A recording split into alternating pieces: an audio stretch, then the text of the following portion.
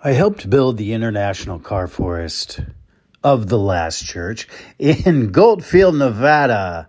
I was there from the year 2010 to the year 2012 or so. And in that time, I was doing oil paintings. Zach and I, my friend, and his little daughter, Allison, we lived in a trailer that we called the End of the World.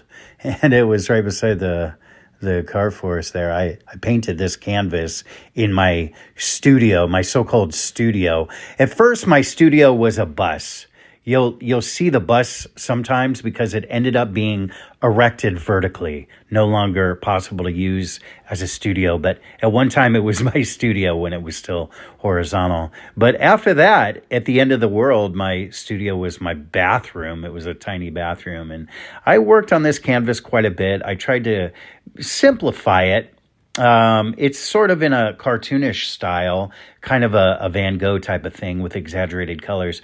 But then again, it was a photograph it came from. I tried to stay fairly accurate to the photo. If you were in Goldfield near the End of the World, you could find this actual location, those shacks, the row of houses back there, those trailers in the middle, that abandoned car. There are more buildings than that I didn't illustrate. Now, these were some tiny paintings. These were the first ones I did of the car forest. That was an actual car that I painted.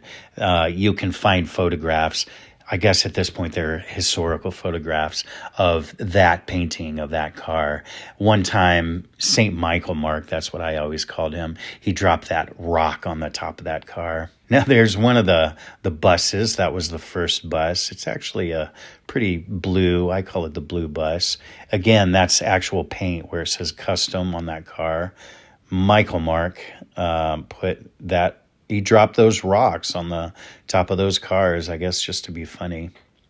This was a car that it's just the subframe. If you go to the side of this, I call this slim. If you go to the side of it, it's paper thin. It's basically the floor and the wheels, and it stands straight up.